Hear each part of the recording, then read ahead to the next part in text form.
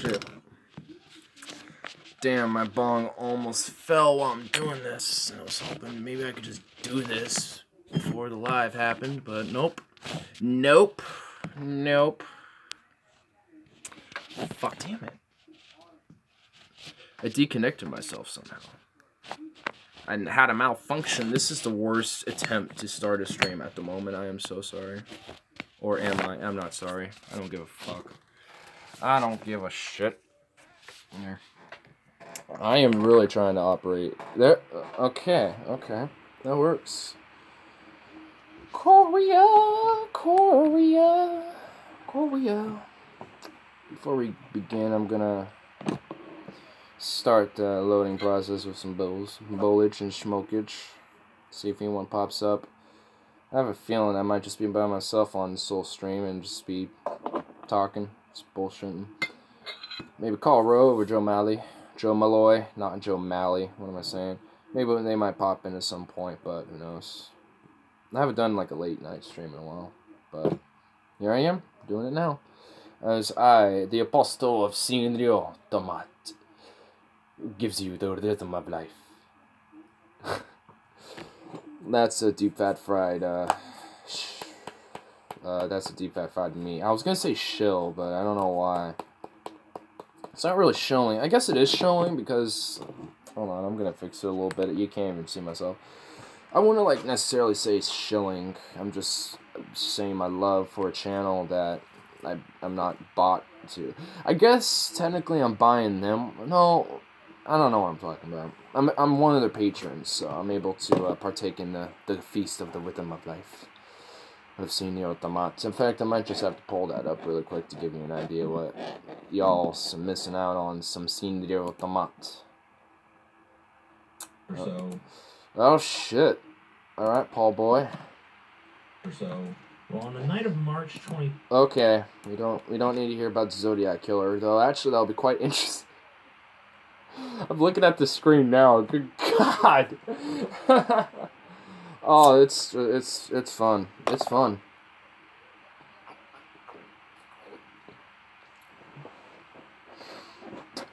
Also, we got so my main story is just gonna be Korea, and then I'm just gonna kind of go from there. So let me make sure everything's all in order here. Let's see here. Okay. I'll do that story after Korea, so I'll keep that in the corner. I'll probably keep that up here. Okay. So, I don't think we need to really go into too much detail, but can we say that we got North Korea straight up talking with the South Korea on the mission to create peace. I really don't know what the whole details of everything has been going on from today and yesterday, so we are going to just go right into it and see what's going on. Because, shit, man. It's historic. Kim Jong-un. Kim Jong-un. Before I begin, we got Port Angeles, Washington, Bedford's Cream Beer. I am a shill for everybody today. I think that's the whole key of the story, is the shill. But first, let me shill off Senor Tomat, because we can't miss Senor Tomat. We need to hear his daily, crisp, savory message. So here we go. Here we go. Senor Tomat, everybody. Senor Tomat. God damn it! It looks more sinister and terrifying on the screen. Okay, hold on. Jesus Christ, what do I do with myself? If you want to find this, there will be a preview of the Zodiac Killer tomorrow of Deep Fat Fried, and you will get this message. It will be on the Deep Fat Fried channel that I am not a part of at all. I'm just shilling the shit out of them because I love Deep Fat Fried. But anyway.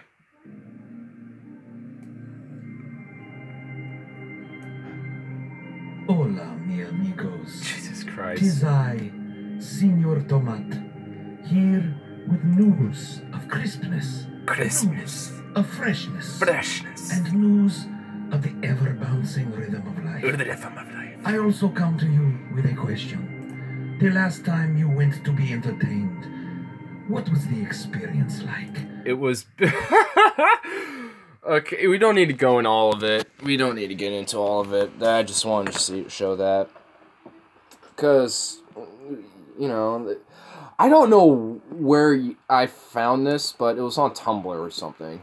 That's where they originally found it. And it was like, I think it was Glorp or something like that was the original name, but they've just kind of snagged that as their, not like their own thing, but they use it as like a fat parody. I love it. It's great. I mean, I think what TJ, Paul Zigo, and Scotty been doing over there at Deep Fried Ideology and TJ Does Life and all those channels, I think, you know, they got a nice little routine. So, props to you guys, dude. You guys are fucking killing it. Every show of Deep Fat Fried gets better. Tomorrow's their Prohibition episode, which they're drunk as fuck on moonshine. I can't wait to see that. That's gonna be hilarious. So, yeah, I mean, if you guys aren't a patron to them and you guys want to, like, support a show that's really good, I'm shouting them out. I don't give a shit. I'm showing. Maybe I should just rename the stream what's the name of it? What I name it? No Rest for the Wicked? Well, I should have renamed that to No Rest Until I Shill Every Channel I Love on this stream. I mean, like, if you ever go on some of the live streams of Ideology and stuff like that, you'll see me pop in there from time to time. Usually it's whenever, I think are they doing a stream right now by chance? Because if they are, I'm going to pop in and chill myself. And chill them as well. Let me go on the home page. I saw, oh, well, there's me at least. God, I look stoned as fuck. I'm not even stoned yet. No, but, I was watching their streams, like, all day today, so. I was at work for the most part. Actually, I got a funny story at work, but I'll go into that in a bit. I need to smoke this, and we gotta talk about Korea, and then there's a couple stories I missed on Kyle Kalinske I wanted to, get into, but I thought, you know, let's talk about it as well.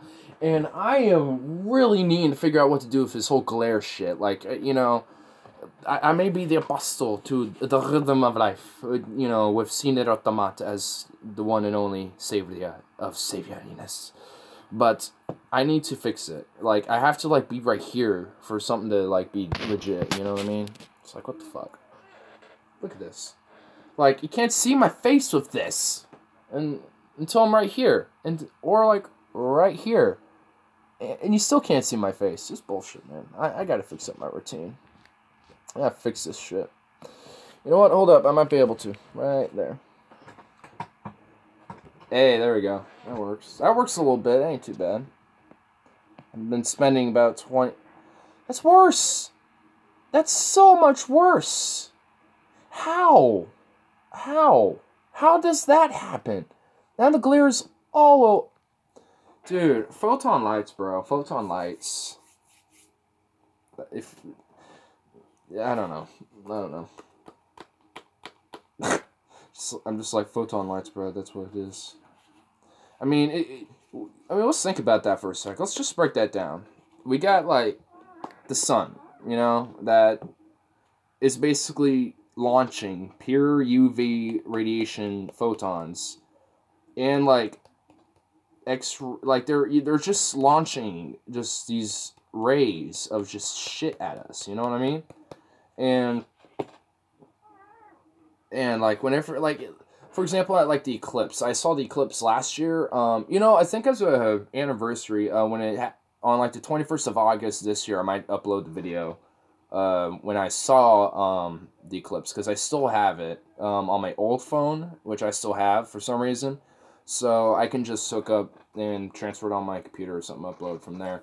But, yeah, so, what was I talking? Yeah, like, okay, photon lights. So, whenever you, like, see the moon pass with that eclipse, you get all these orbs, you know what I mean? Like, and I've always wondered, and, like, these rays, you know, like, what we were just dealing with earlier, like, I wonder, like, is that just, like, light bending to a surface? To, like, because that's what it is. And it's like, how does that work when it's, like, you know, barely, like, whatever, and see, we got a glare again. Like, you know, that's crazy. Like, if you try to break, like, when you break things down and on why and how they operate, it's like, whoa. It's like, whoa. Take a step back for a second, you know what I mean? Wow, I feel like I've been talking forever. It's only been 10 minutes. God, I can't wait to see what 50 is going to look like here in a bit. Anyway, let's get into Korea here. There was one video, but it just was nothing but them signing it. But I'm going to just kind of react to it for the most part, rewatch it, because it's surreal. It's real surreal. I'm not going to lie. I mean, there's nothing, it's them signing their shit. So, I don't know what they're signing, but I mean, it's surreal to see Kim and the president of South Korea, I don't know what his name is, next to each other, you know what I mean?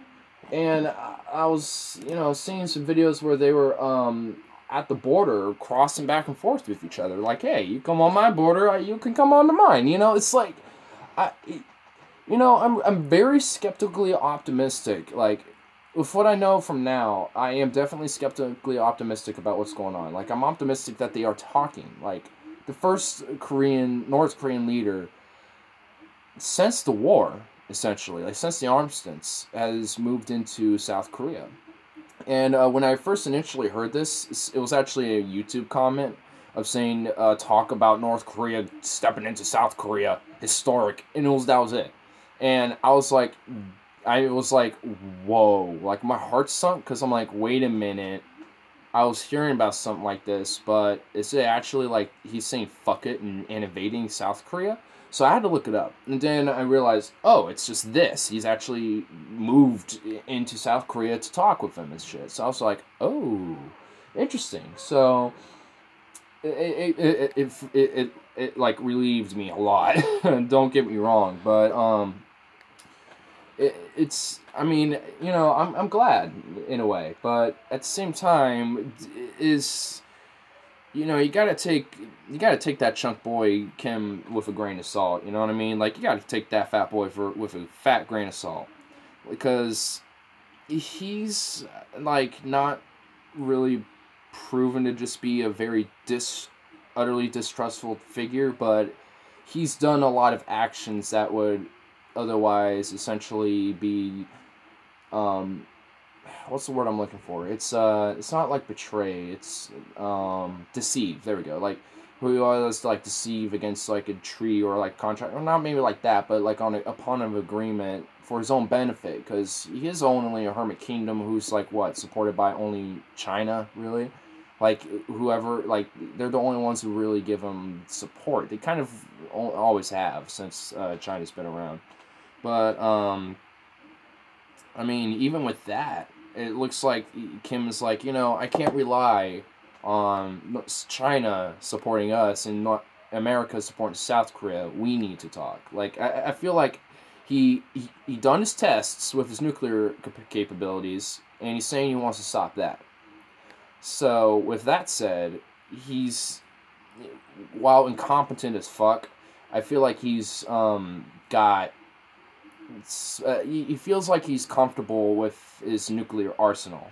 So, with that in play, he can now, like, with what he's got going, what I think is he's probably stockpiling what he knows is going to work, which is what he's tested, and what has been working, essentially, for him. And he's just going to stockpile on those in the meantime, or maybe not. I don't know. Like, you know, I'm just speculating some shit, you know. I'm not there, obviously. I mean, I'm on the West Coast, and the fear, like, when it comes to the whole idea of, like, a hot war, or World War III in general, like, my main fear is Korea, for sure, because I'm on the West Coast. Like, what happens with Russia and shit, that's probably going to be more East Coast Europe and stuff like that than, like, over here. Like, Alaska, they probably will, and the seas off the coast on the Pacific may be an issue, but I don't think they will, like, literally get... I don't know, you know, I don't know. But Korea seems more like a threat. But I don't... Even that said, I don't think Korea is a threat. I think they are trying to deter themselves deter us and South Korea from taking an initiative action against them. I think he's trying to build up a defense so he at least can say, hey, we're going to talk at least, but I'm making sure my guns are comparable to yours. You know what I mean? Like, that's what it looks like. Because South Korea is far more advanced, for sure. I mean, look at it on a Google map and see the difference between the lighting. It is, like, North Korea is practically barren besides Pyongyang.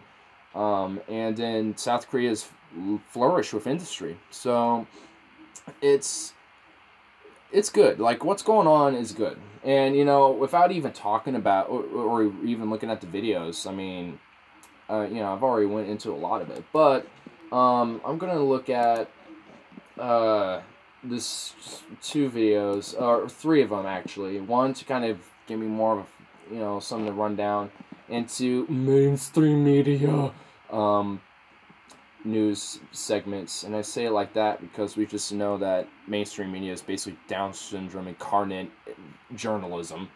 I mean, you can take everything from, like, well, okay, we got alright, you know, one of them's not too bad, CNBC. You suck, okay? 100%. Just like the rest of them. CNN, MSNBC, Fox, you all suck. Including you, CNBC. You're just a little better. Just a little. Like, eh. You know what I mean? So, okay. I picked yours. And I got a Fox Business, so you especially suck. In fact, one of these guys, I had to pull a separate thing to...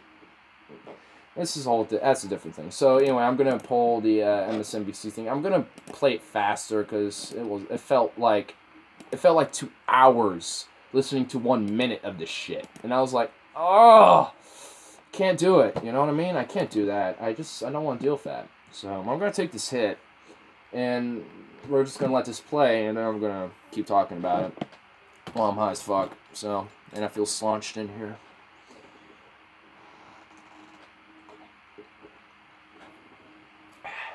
Yum. The cream beer is really good. I ain't gonna lie. Oh, come on. Really? Kim Jong-un made history today, becoming the first North Korean leader to set foot in the South since the Korean War began in 1950. He promised a new beginning as he met with South Korea's Moon Jae-in in the... Wow, there were so many... There was like 8 cameramen in that. I didn't even notice that. I was like so focused on these two, you know, crossing the border here. I didn't even notice like 5 literal cameramen. Not like a dude with like a guy in a boomstick and then a reporter. Like just pure cameramen. It was like, wow. This is some shit, bro. This is some shit.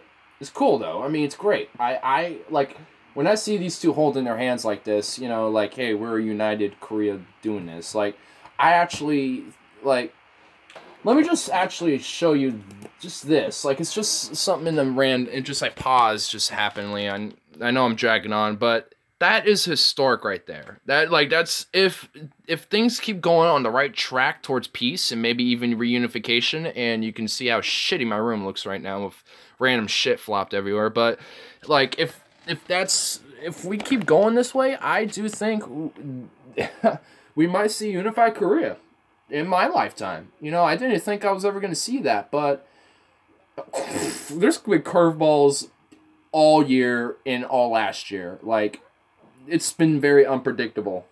Like, you can make theories and ideas, but I don't even think I was able to really comprehend entirely right at once, like, oh shit, like, what I was hoping that would at least get on the right track towards is happening. So, you know, I think it's great. You know, say what you want about Kim. I agree that he is a piece of shit human being, and he's a fat, chubby little piglet that eats basically every rice bowl in fucking North Korea and starves everyone else. Like, he's a terrible dude, for sure. But you can't go about it just saying, nuke fucking North Korea, let's nuke them. Yeah, that ain't gonna work. You gotta treat them with caution and with diligence. Like, you can't be impulsive. You have to think about them carefully. Like, yeah, it's almost study them, you know? It's almost like you have to study what you're learning about, you know what I mean?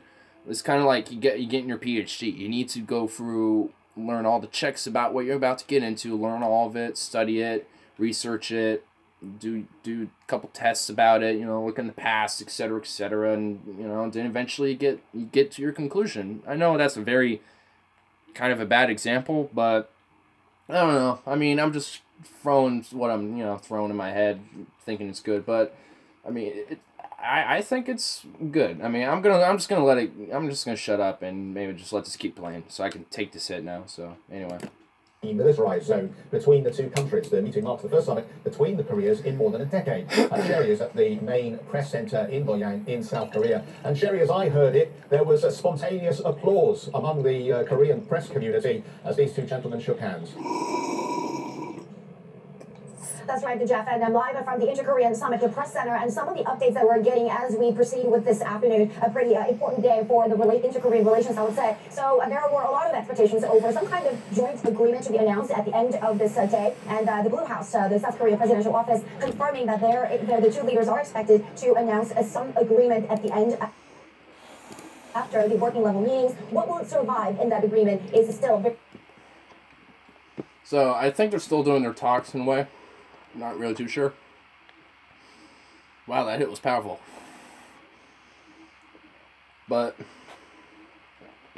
yeah, I think it kind of just went over all that just pretty quick though. But very much unknown. And another interesting fact coming out of the Korean Peninsula, we've got Kim Jong-un's wife joining tonight's banquet dinner. So I think the image that we get at the end of today.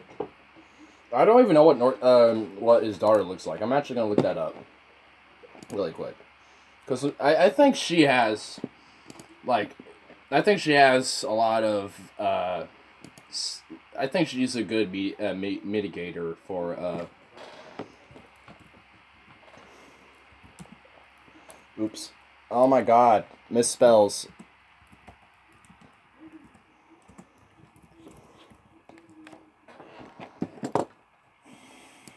Alright, here we go. Who is it?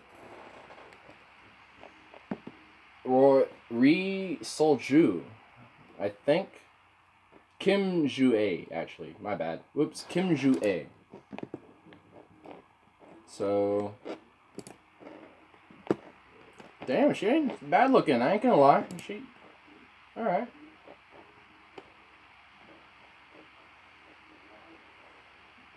Right? Am I looking at the right picture here? Oh no, that is Ri Sol-ju, which is his wife. Never mind. Oh, wrong picture. Well, his wife ain't bad looking. I mean, probably has to deal with... Is this her? I'm not finding... I can't find a picture of her. I'm not... Yeah, I can't find pictures of the daughter of North Korea here. Huh. Will be pretty normal looking at tonight's banquet dinner. So I think that coming out of the Korean Peninsula, we've got Kim Jong-un's wife joining. Oh, wife. Okay, so my bad. Whatever. Whoops. Well, his wife ain't bad looking. I feel like she is kind of a okay, so his wife. Correction on that. So his wife seems like he's being a mitigator in some of this, because she is, I think even in with the Olympics, she went down it's kind of like, I don't know if it was like a administrator, but at least like a representative of the North Korean side of the United Korean team in the Olympics. So I think especially with that happening in where was it, Pyongyang, I think, she was able to kind of see, especially all these other countries and these other cultures, and kind of come together to play games, you know?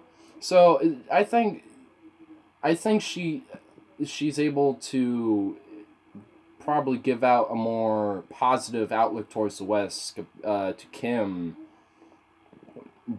especially with his propaganda of, the West is out to get us, the imperialist Americans, which kind of true. I mean, we don't help by instigating a lot of it, unfortunately. But yeah, I mean, I'm just gonna list this one segment because it's just gonna kind of branch off to just sort of other things of fun stuff. But actually, let me look up this first before I get A into leader that. of North Korea is in South. this is by TYT, the Young Turks, by the way. So this video is historic. North and South Korea reached peace deal. And the last video I was watching was by CNBC Life. North and South Korean leaders meet in historic summit in the news. So if you want to go check those videos out, you can. You know, all I did was just look up North Korea and South Korea meeting, and they were like some of the first results. But well, not the TYT part. I looked that up myself. But yeah. But let's just see what they said, because this is an 11-minute thing. But I'm not gonna go through everything. But I'm just gonna look through where there's like some time, like quotes and shit, and go through that and see what they were talking about. Korea right now, that is, if you weren't aware, speed this up. That has not happened before, and because of that is giving people hope that finally there can be a cessation of the state of war between North and South Korea, which has... Oh, that's a good picture right here. Here, I'm just gonna flip this up really quick. So that I was showing the other scene from earlier. Here's just another thing of that. Both sides shaking hands at the demilitarized zone where they normally will do talks, where if North and South Korea were to ever talk, they would go to this place. And normally they'll meet inside the building, and that brick barrier, and people can actually, you can go there and have a tour. They will have designated tours where you can actually go basically into North Korea by entering this building and going ahead and explore it. So, and they'll let you do that for however long they will go in there, and it's heavily guarded. Like there's guards from North and South Korea at all times. The UN, I think there's a couple UN guards and some US as well. So it's a heavily guarded area. I mean, the demilitarized zone is a very heavily guarded. I think it's like one of the most guarded locations in the world. I think the most majorly fortified guarded area is the Kashmir region in Pakistan and India, and that's a whole nother discussion on its own. I mean, what's going on there is pretty crazy. What has been? I mean, it's been going on for a while, but not too bad recently though. Continued for well over half a century past the actual end of hostilities during the Korean War, and it has caused a huge amount of both tension between North and South, and the economic strain, and obviously if you know anything about North Korea, you know the situation there is about as dreadful as anywhere on the planet or in most sci-fi movies. And so now he's there, and they're meeting, and they're talking, and hugging as well, which is exciting. And we want to give you just a little bit of what they said. They each delivered speeches about this event. Here first is South Korean President Moon Jae-in, who said, "Comrade Kim, for the first time in our history, you crossed the military demarcation line. It's no longer a symbol of division, but a symbol of peace." So what Moon Jae-in, so that's the South Korean president, I know his name now, Moon Jae-in. He said, "Comrade Kim, for the first time in our history, you crossed the military demarcation line. It is no longer a symbol of division, but a symbol of peace." So, those are very good words to use. I mean, we just got to keep encouraging peace, and you know, technically these two countries are still at war. They never signed a peace treaty, so.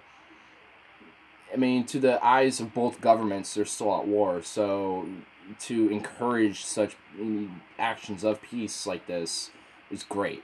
To maybe get these governments to at least have peace and then work on trying to unify the Korean states again. And I don't know how that would. I don't know how you can go about that. You know, my theory, let me break this down in like two parts here. So. Like, with the unification of Korea. So, like, I don't know exactly how that can go down. It could either go, like... I mean, I have a theory about it, and then I have... But I just, you know, I don't know how it would go down, but my theory is that, like, you get the peace talks, and then you get the peace treaty negotiated and passed. So there's no longer an official war between these two states. And then you work on at least having a unified Korea with the still full autonomy of both states. So you're essentially having like a United States of America type thing where every state has their own autonomy. But it's more like the original where you have like a Confederate, you know, the Articles of Confederation in a way where it's like, okay, I'm not saying that's the Articles of Confederation were good because they were kind of shit. But but I'm essentially saying that both states have agreed to unify Korea, but they're still autonomous to their own regions. Essentially, what I'm saying. So they're so it'll be recognized as one Korea, but they'll both be still operating under they weren't unified yet. And then from there, you just continue to talk and debate with for me, I would say diluting the North Korean government to saying, okay, now that we're unified, we should probably talk about some of the things that are generally kind of bad, and we want to help prosper your nation some more. Actually bring some industry, give you some subsidies to help you out, encourage positives to help the people and stuff, and you give them some decent fucking living, because we know that I think it's not hard to say that the North Korea is basically an open air concentration camp. I mean, they will do the harshest of shit to the people there. So I mean, you got to help the people there without cracking down in a way that you're cracking down on them, and where you're able to give. I'm gonna put this Senor Tomate out of the way, because I keep looking at him. I keep wanting to laugh. Anyway, like I was saying, just don't do it in a way where you're making it look like you're cracking down, where you can make them look like a victim in a way. You know what I mean? It's kind of like the social culture with SJWs and the alt-right with racism is bad, but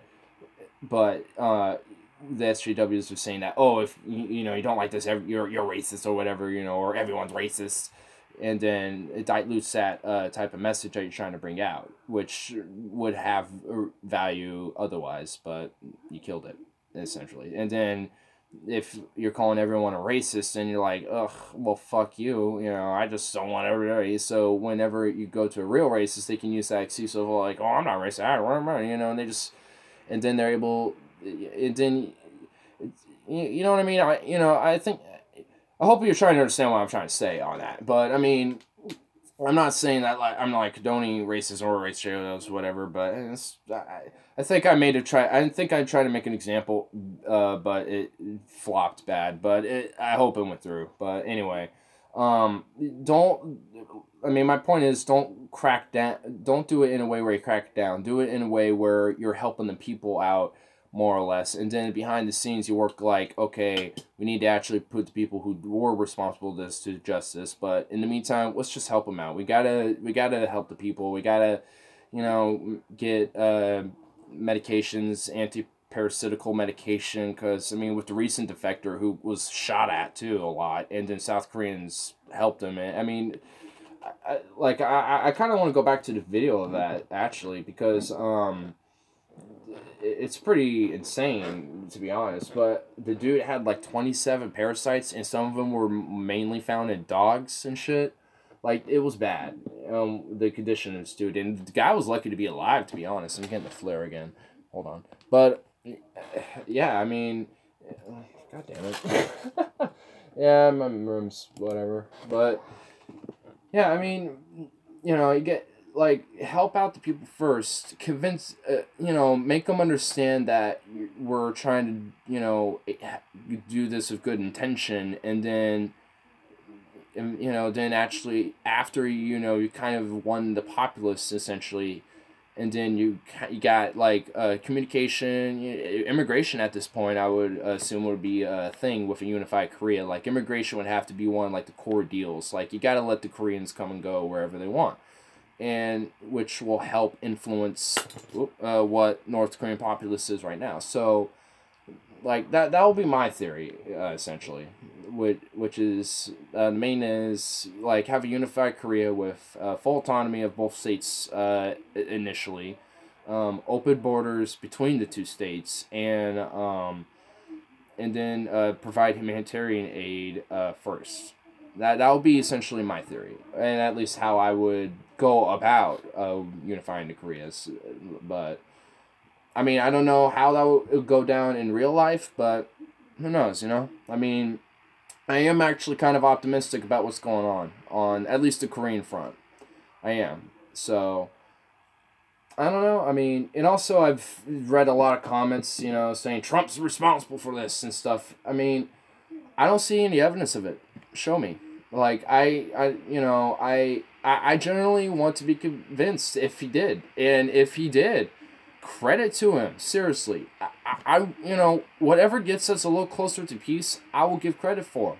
I'm being serious. Like, I'm an anti-war person. I think the 8 wars are already in, and Trump actually approved one in Niger, which is our 8th nation we're at war at now.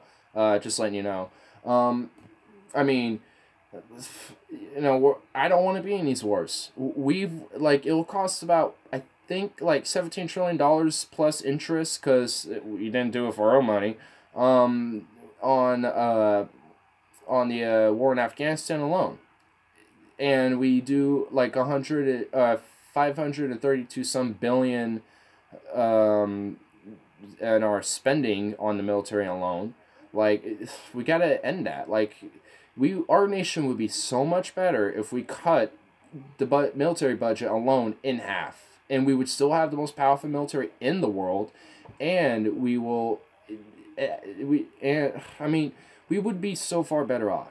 We would, because then we can increase our spending in infrastructure. We could increase our spending in education, which I am like passionate about it. Like, I remember in my high school times, I used to dread going to school. Like, oh, fuck this, I have to go to school every morning, wake up at 8.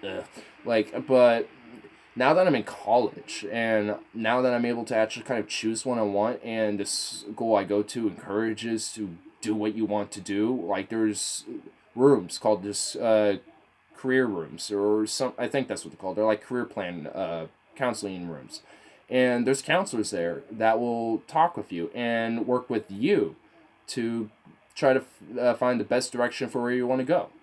And right now I haven't done that yet myself, because I really still don't know what I'm going to want to do, but I think I know what I want to do, though. But I just want that to be like settled and confirmed in my mind before I really commit to that. So, but anyway, but now that I'm realizing that importance of, schools that encourage this, and I've been seeing these teacher strikes recently, and I heard there's now in, I think, Arizona or Nevada, one of those states are now doing them there, and it's like, I take for granted what I had. I do, because from elementary school to middle school to high school, even though I dreaded going every day, in part of my mind knew that the teachers I had, there's only a few that I just hated, but, well, I guess I won't say hated, but were just not, for me at least, were probably like 4th grade and stuff like that, but every teacher beyond that was, they were great, especially with me, especially with just the other students. They were free to do a lot of, what they wanted to do. There was a couple teachers that brought their pets once a week to the school, just because they were allowed to. Well, like, you can't just do it at any time. You have to, like, ask first, but they're generally okay with it. And then if all the students are alright with it, which it's like 150% of the time is yes, and it's just like, I realized the importance of education, and I am fucking passionate about it. And to see all these teachers get fucked over time and time again, and to literally have to work Walmart jobs, donate plasma, work just small Craigslist jobs just to make a fucking living. We are broken as a fucking nation. We are. I wish this was beer, because I would drink to every one of those fucking teachers right now. I commend every single one of them to go out there and march and say, no, we demand that our education gets better so we can properly educate our youth. It fucking makes me smile to see them, because I really want to. I'm gonna pull out a rant. I'm gonna pull a rant. It's not me, I know, but it's a passionate one, and it's. I love it a lot. I do love it myself. So, Let me see. I'm gonna try to remember which one it was, but it's an old Drunken Peasants live stream from before the God. I am wow. I'm doing a Keenism. Drunken Peasants, but it was with Kyle Kalinske. I know I really love getting into these, but someone timestamped this rant too, and I loved it. And when I first heard it, I went, oh. It made me smile, and I actually learned something about it's Paul Zigo. I listen to him a lot. I like him a lot. He's one of my favorites. Actually, just because now that we got the Korean story out of the way for the most part, I'm actually probably just gonna go into some other stuff and just kind of talk the shit. So I'll probably go into something else that he talked about because it's actually something I kind of disagree with, but I think, you know, I won't get too much into that right now. Let me just get into this tangent here. But I worked for a school district for 8 years, and I saw the destructive nature of Common Core. Okay, so he worked in education for 8 years. That's the main thing here. And this is Paul Zigos. And he just mentioned he was about to go in a rant, so here, let me get rid of all these things. These annoy me, these annotations. Man, like, sometimes, like, my TV, I don't know if you guys noticed this, but my TV, like, whenever I pop the TV screen out, it cuts the actual, like, display a little bit on the edges, and it's kind of annoying, but I've never have figured out how to fix it. Anyway, that's my little rant about my TV. Here's the rant about the education, and I'm going to pause it whenever I have something to say, just because I don't want to just let him go on. But it's long. It's not, like, long. I don't also know how long it is, but anyway, here we go. I saw how it just doesn't work. It doesn't educate. Why doesn't it work? Because it doesn't lay it out. I've heard of so many people talk about Common Core, but you actually were on the ground. So Paul, he's talking about Common Core, and to be honest, I personally don't know all about Common Core myself. So apparently, it really is not as good of than what it is, but. I mean, if anyone wants to just kind of give me kind of a rundown of what Common Core is, go ahead and leave it down in the comments. But I'll probably go ahead and research it myself to kind of learn more about the whole education. Because I might do a stream specifically just on the education system and my views on it. I think just, you know, I think I'm going to make a certain set of streams at some point where I just kind of go more into some of my philosophy on things. Like on politics, on education, etc. But... and make them like a specific title thing instead of just these random titles, just informal things. But anyway, yeah, I was on the ground and I saw what happened. At least it's anecdotal. When was it implemented? I don't know an exact year, but I know that it came into being. I worked for a school district for 8 years as a technology consultant, and I was the one that was setting up the back end of Common Core. That was my job, setting up the testing environment for Common Core. And I watched as it happened. What Common Core does is it completely ignores two things that I think are essential to a good education. Number one, it completely ignores aptitudes in students, interests in students. Students should be encouraged to pursue the things that they are interested in.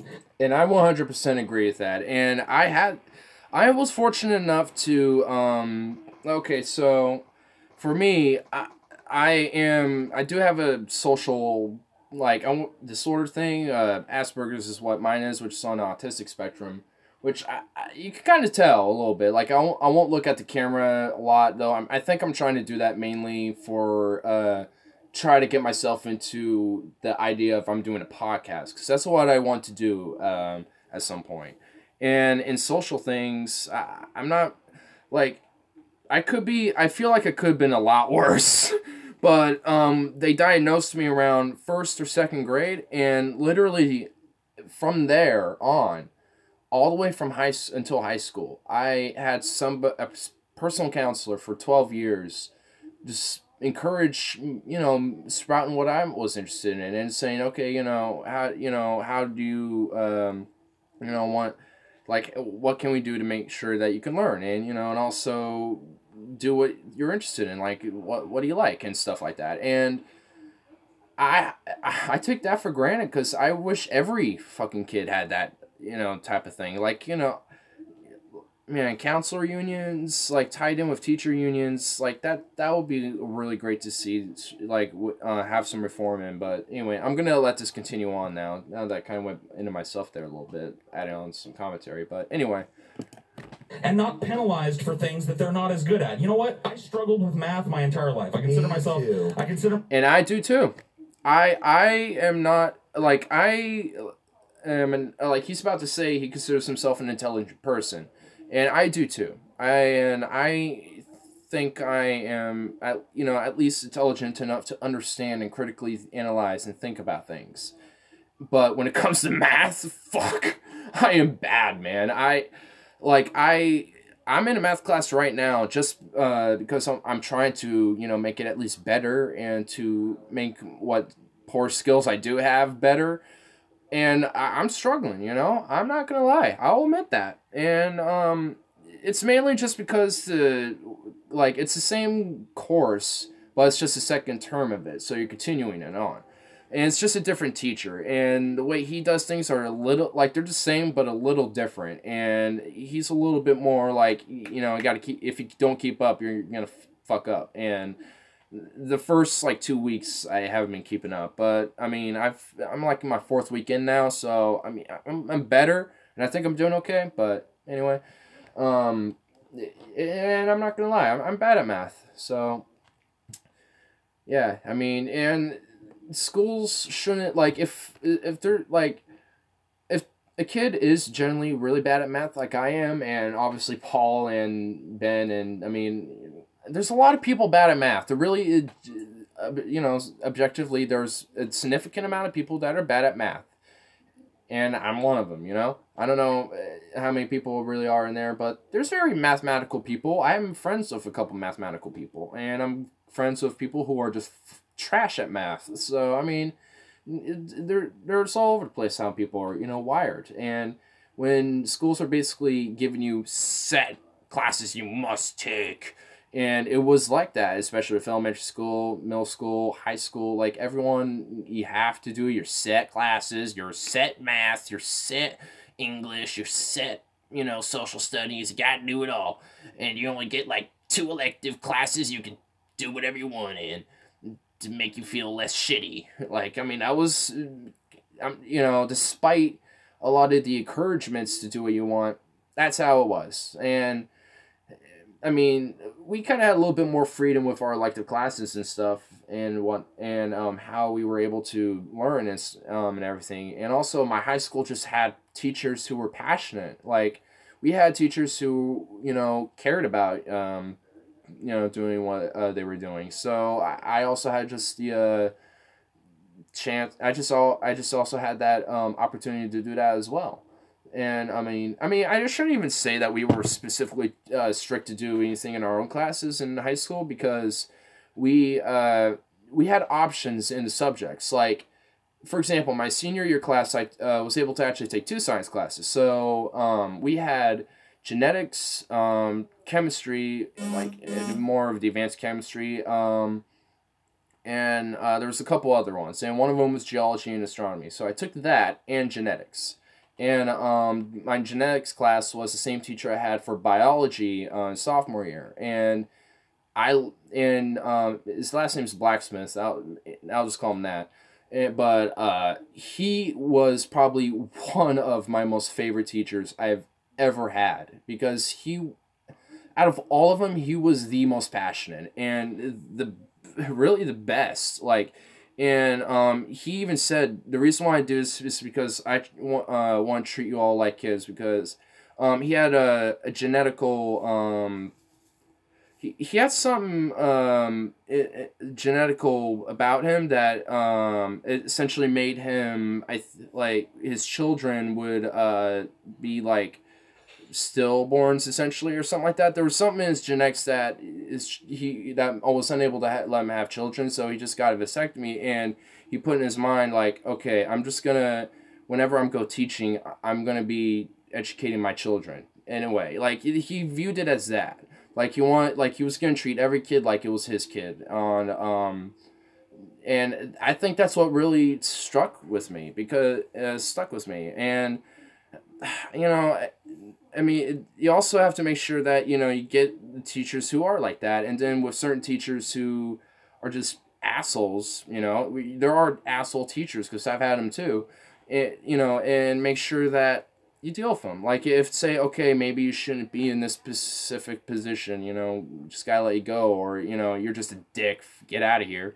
Like, you know, own up to that. But you gotta, like, encourage these teachers to pursue, you know, what the children want. And I mean, I also have another teacher who lives close to me, actually, who was my high school teacher, because I live in a small little area, so we're all really pretty closely connected. He actually was just right down the street from me, and he comes into my store every now and then. But I actually talked to him about this stuff, and he's 100% agrees with it, because, you know, our education system is fucked, man. And it's shown. It's shown, because a lot of people are, to be frank, really stupid. I mean, I'm not putting them down at all, you know, but it's, you know, we're stuck on our phones all the time. We're checking up on Netflix every fucking night with our bae. You know, we're tweeting about some shit, posting Facebook on some random dumb shit that, you know, now is guaranteed, you know, to be up there forever for everyone to see, you know.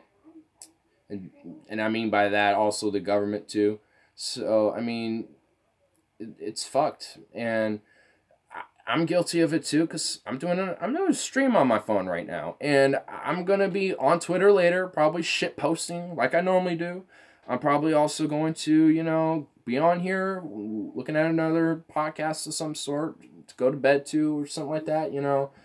Like, you know, it's not like, you know, I'm innocent in all this, you know, I'm the Jesus of this whole message, but I mean, it really does, you know, it's hard to wrap your mind around a lot of this stuff, man. It really is. But anyway, I'm gonna let him continue his rant, because it's great, honestly. I mean, it's awesome to listen to it. I'm gonna just kind of let him talk more, because I kind of talked a lot of points he brings up later, which I'll probably just nod when I, you know, probably mention that or something. But anyway, I'm just going to let him continue on here.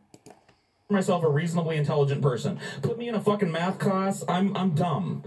Because that's not the way my brain works, right? Yeah, me too. It completely totally ignores that with children. They do not nurture children anymore in their aptitudes. They treat children like they're little information vessels, right? And and then the second thing that it does wrong is it completely removes autonomy from a teacher. Like, teaching is such a creative profession. Teachers have this, their own style of teaching. I had teachers growing up in the same school district that I worked in for 8 years that changed my fucking life, that changed my perspective. Teachers... You know, I did too. I just mentioned it. So, yeah, I mean, it's everywhere, man. But, you know, there's great teachers and there's great education systems in this country, because, I mean, I'm lucky to be in a state where education is more of importance. So, you know, I'm just gonna let it keep going, because, I mean, you know, what can I say? Aren't allowed to do that anymore, because they're given a script and they're told, stand in front of your kids, read this script, test them in this way. There's no creativity in education anymore. So you think that it's been, basically what you're saying is you think it's been standardized to the point where it, like, the life has been sucked out of it. Absolutely. And on top of that, it's used as a bludgeon against teachers, right?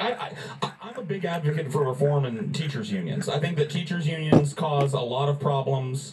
I don't want to abolish teachers unions, but this idea that you can't fire a bad teacher because they have tenure is bullshit. I agree with that. I watched so many teachers that didn't give a fuck teaching classrooms 40-1. And I did too. And I was a student, a part of it. And I had, what's worse is substitute teachers. Because they, like, if you have a teacher who just doesn't give a fuck, have a substitute who doesn't give a fuck, times that teacher by 50, and that's how much a substitute won't give a fuck.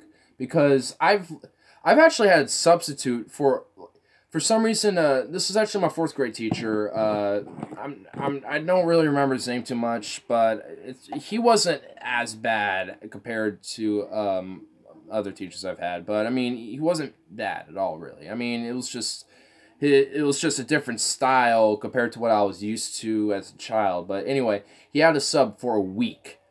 She was the biggest bitch, and actually, I think I had a say in saying not to have her back at that particular school, because I literally think the first week I walked in that day and somehow I just fucked with her day. I don't know. I think I was a little late or something. I don't remember. I don't even know what I did. I don't even think I did anything, to be honest. She just started being like a Catholic nanny witch at like some private school or some shit. Like, it was like I was like somehow the devil to her or some shit. I don't know, man. It was bad. Like, I had to go into wherever like I said, my special counselor from that I had for 12 years, I had to be in her office, and they would just collect whatever we were doing that day throughout, whenever the subject changes throughout the day and stuff. She would just bring it all in and we'd do it there, because I don't know what I did, but I couldn't stand her after she just started going after me. And being a little autistic young kid who's still trying to develop to, I think, a pretty reasonable person, you probably wouldn't notice right off the bat as autistic. But anyway, it didn't help at all. It didn't help, and it was bad. But yeah, anyway, man, I'm gonna let him continue on here, and then we're gonna go into something else that Paul said on one of his streams, I think today or well, I guess technically yesterday, because it's almost 2. But anyway. 40 kids to one teacher, teaching classrooms of kids they couldn't give a shit about. That has to stop. And if it doesn't stop, we are fucked going forward. Fuck! Damn, Paul's getting fired up. I like this. He is. No, Paul, no, this is common for Paul. This is my shit. You know what I mean? Because to bring it all full circle, and I'll shut up and let everybody else talk. Kids are programmed to believe what you tell them. And there's a reason for that, biologically. If you tell a kid, don't go near the river because there's fucking crocodiles that'll eat you, they need to believe you. Yeah. Right? Biology works that way. We're telling children lies.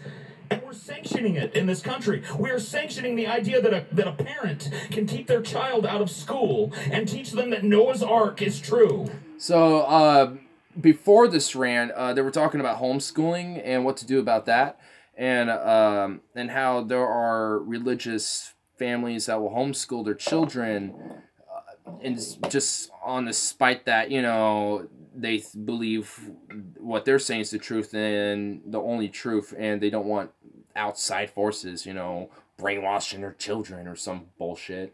And and he was going into that whole thing. So that's what initially started a rant, but wasn't the main thesis I was trying to represent from this rant. It was everything else before that. But anyway, let me go into ideology really quick and find something else, because it's about I would say Bernie Sanders. Swag my Bernie Sanders. And oh shit! Funny enough, his video, I think, is literally the same title as mine. No Rest for the Wicked. Only his is just No Rest for the Wicked. He didn't capitalize all the words and stuff, but it's all good. So I'm gonna try to find a specific spot. Oh, well, the live chats will help me out. Sweet. Oh man, there's a fat comment related to it. So, oh man, I need to find it because it'll be juicy as fuck. That fish sounds pretty alluring. I don't know. How crazed is he? Very, very open. Speculate about it. Oh, missed it. Through too many of these elections. Okay, here we go. Cabinet position. Let her be set. Presidency by a crit. You answered your own question. Like, what to you is the worst, most annoying thing? A retard who comes to your stream just to ruin it for everybody? Or a loyal fan that watches everything you do? Okay, that wasn't it, but he's about to get into it, I believe. Anyway, so I'll just give a quick one rundown. I'm gonna give you the rundown in the situation. But okay, I'm gonna the rundown of it is that, I mean, he's like, Paul's a very principled dude, very respectful. I love this guy. He's great. If I fucking met him, I would smoke so many bowls with him and just talk like it wouldn't even be crazy. It wouldn't be funny. And I mean, since I'm such a common viewer of him, like I don't know if he happens to ever see this, but if you ever do, bro, yo, what's up? Like, anyway, but I think this is just like one of our disagreements. Like, but he's done streams before where TJ and him had disagreements and stuff. So, I mean, it's good. It's just awesome about him having conversations. But anyway, the rundown is that he doesn't really buy the Bernie, the whole Bernie 2020 thing anymore. And, his points are valid in a sense. I do agree. And, but, like, I mean, it's kind of hard to try to say because I only saw this once before because I was seeing it live. But they lost control over it for a minute. Let me see here. Well, what's worse, being doxxed and which is better, Trump presidency or Bernie? Here we go. I mean, that's one that I'll actually say I don't know. As much as I might have identified with Bernie as a the question was, which would be better, Bernie and Trump presidency? Well, Bernie, obviously. I mean, he would have won. And I don't think we need to get into that now. We already know the DNC and Hillary rigged it from the start, cheated him, bought the nomination, and just, and it caused him to lose the primaries. And, like, I'll go into my little spiel about Bernie in a minute. But anyway, I'm going to let him kind of go into this whole thing. Candidate and thought that he would have done a better job. You don't know. You know what I mean? I mean, with Trump, you at least knew you were in for a shit show. With Bernie, you were probably in for some serious disappointment and letdown. And possibly a shit show. I mean, you never know. Yeah, like, true. I mean, TJ in the background, just being TJ, was saying that it could have been a major disappointment. And my my criticism with that is that I mean, they don't really buy this point, but mine is, look at his track record and look who he puts himself around. I mean, now you can't really say that with high hopes because, I mean, he was with Tom Perez not too long ago and all this stupid shit. But, I mean, and I think that that hurts his image in a sense, instead of actually helping his image. Like, I think he needs to actually, do these town halls with people and not be aimed towards him and his message, but to see what they are saying about him. Like, listen to what their perspective about him is. I think he is, has great intentions. I really do think he does. I mean, and his history proves it. I have his book. Where is it? Oh, it's over here. Bernie Sanders, Our Revolution, I think is what it is. His book. I haven't read it entirely. I'm in the middle of it, but I have it in my little library over here. I'll just kind of point behind me here. That's my library. Next to all that random shit. But anyway, the Bernie books are in the back because it's a fat, thick book, and it's easy, Well, he's, fought for civil rights. He's marched with MLK. He got arrested for civil rights. He was also, I think it was also a carpenter for a while as well, in a sense. Like, he helped do, like, building and construction, which is carpentry anyway. But, yeah, I mean, I don't think, like, I can understand how it could be a disappointment because you want to, like, he was trying to unite to do a revolution from the Democratic Party from within. And I agree with that in a way. And the Justice Democrats have been doing that as well.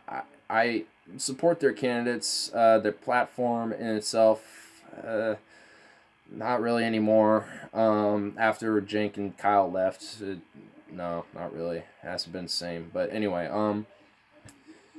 like my whole idea is just attack from all sides. Attack from the left on third parties, attack from the left from within, attack from outside forces. Just attack. You gotta root out this corruption. And I can understand how he could be a disappointment because Bernie would have to appease some of these Democrats to help, with his agenda, essentially, to help root out some of the corruption, because his view would be he would be doing it incrementally in a sense, but he would be only doing it if they support him for the most part. Like, you have to push for my policies or else I can't have you support me in a way. Like, so I just see, like, to me, I just think Bernie's too principled to become a disappointment. Like, I'm not, saying he's the holier than high water, because I do have a lot of disagreements with Bernie. Like, I don't even know how he is with all the wars, because I remember a while back saying that he still supported the Afghanistan war.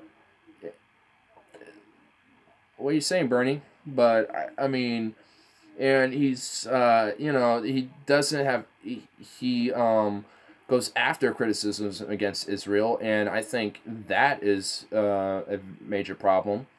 I mean, there's things I do disagree with on a lot of things.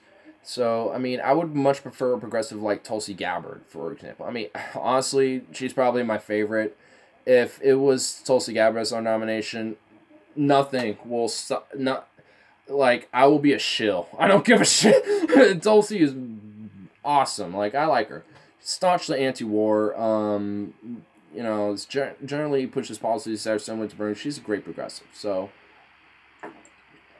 I'm going to let him start talking now so we can continue on with my points. But anyway, just so we can hear his refutes and whatnot. I think that, if Bernie had gotten in there and been another Obama, where it's like, all this promise and hope and shit just amounts to, the same. Right. And my rebuke with that is, would it be his fault, though? Because you have corporatists from both sides here who are going to want to thwart what Bernie wants to do. So my refute for that would be, is it his fault? I mean, I don't think it would be. But again, we really don't know. We really don't. But considering how the political climate was then and how the corporate Democrats is on the Clintonists, essentially, the Clintonites, and the not Ted Cruz's. I don't know why that was in my head. Like the Cory Bookers and the fucking Tom Perez's and shit. Like, we they would do everything in their power to fucking stop Bernie. And then also the right would also, if they're, he's a socialist, and all this shit. Like, I mean, they will be attacking him from the right on there as well. So it would have been an uphill battle for him. And I think there will be a lot of things we probably would have been disappointed, I'm sure, because he would have to probably concede on some issues to push forward others. And what those issues would be on whatever reason, I don't know. But I do know he wouldn't be getting us into fucking more wars. I know we would at least just still be in 7 instead of 8. I knew that he would at least be pushing for infrastructure bills that would actually benefit us in the long run. He just recently proposed a universal job plan, or I haven't even done my research on that yet. But I want to talk about that at some point as well. I mean, he's been doing his track record honestly proves it, and I think you need to just, for Paul, my rebuke is just actually do look at what he's been trying to do since his political activism. And I'm not saying, you must believe it. I mean, just at least consider it, because, I mean, I do understand, and I would much prefer someone else than Bernie as progressive. I will admit that. Like, I'm still a fan of Bernie. I still am.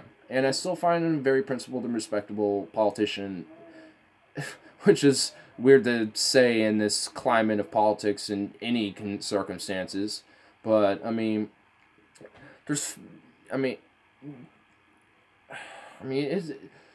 like, I don't know what else to say other than what I just said, because, I mean, I don't know, because 2020, like, okay, if Bernie runs and he is a Democrat, running as a Democrat at least, I don't know if I would vote for him unless there was another progressive who was a Democrat. Like, let's say Tulsi Gabbard decided to run for president as well, or something like that. I would probably just vote for Tulsi instead. But if Bernie ran as an independent, I probably would vote for him just based on that principle of voting for a third party to help bust that two-party system cycle. Because I am against this two-party system, and I've had people try to debate me on that, but my instant rebuttal is, though, to encourage different ideas and debates on philosophy and politics for policy, wouldn't you want more influenced ideologies like Green Party, Libertarian Party, the Democrats, Socialists, just Democrats, Republicans, the Conservative Family Party, for all I give a fuck, like, like all these just random parties or whatever, like, would you want them all in Congress and in the Senate, all, discussing, debating ideas from all sides of the political spectrum to push policy that would benefit the country in the end? Because two parties, you now have two major parties that are trying to debate their ideas and leaving no room for any other discussion. So their agendas and what they want, and the heads of these parties are going to want to push what they want, not what the people want. And because we can see that the Republicans, they don't give a fuck about what the people, want. Look at Virginia, and all the places in the South. I mean, they're far worse off than states in the North. And with Democrats, they're just far more clever about it, and they're far more secret and sneaky about it, which I think makes it worse in a way. But anyway, I'm gonna that does damage in the same way that Trump devalues the presidency. It's just a different way of devaluing the office, right? You get a liberal who promises all this hope and then does a middle of the run, average presidency where they do basically what their predecessor did and give big gifts to corporations and Really fucking know on it. And see, Bernie wouldn't. I think that's where, now that I just reheard that, I think that's where your argument doesn't, it kind of crumbles a little bit. I mean, because Bernie would not, he, on his own principles, he wouldn't sell out to corporations. It will be the corporations fighting back at him, like I mentioned earlier. So if there would be any corporate influence, it would be against, to try to go against what he is doing, not for what they. I mean, you know what I mean? Like, he wouldn't sell out like that. I mean, maybe he would. I don't know. I mean, he could just be doing this whole facade for some reason. Like, some other politician would, like with Obama. I mean, he put a facade big time. But, I mean, but it's just highly unlikely for him to do that. So, I mean, yeah, I mean, it's just what I gotta say on that. But, I mean, I'm not saying your argument's, like, flawed, but that that specific point of the argument, though, I just don't, I just think that's kind of a false equivalent. Well, not a false equivalent. It's just a kind of a fallacy, to be honest. But I mean, I'm not. I'm not trying to. I mean, just go back to like last 15 minutes what I was talking about earlier. But I mean, because that's what I was mentioning. Because it would be the corporations and well, not the corporations, the corporate Democrats going against what he was trying to do, not him selling out. I just don't think he would corrupt his values like that. I mean, maybe he would. I don't know. I mean, we don't know. I just think it would be better than Hillary, better than Trump. I know that much. Whether you fucking elected someone worth a fuck or not is when they start. Fuck, better than Jill Stein. I vote for her.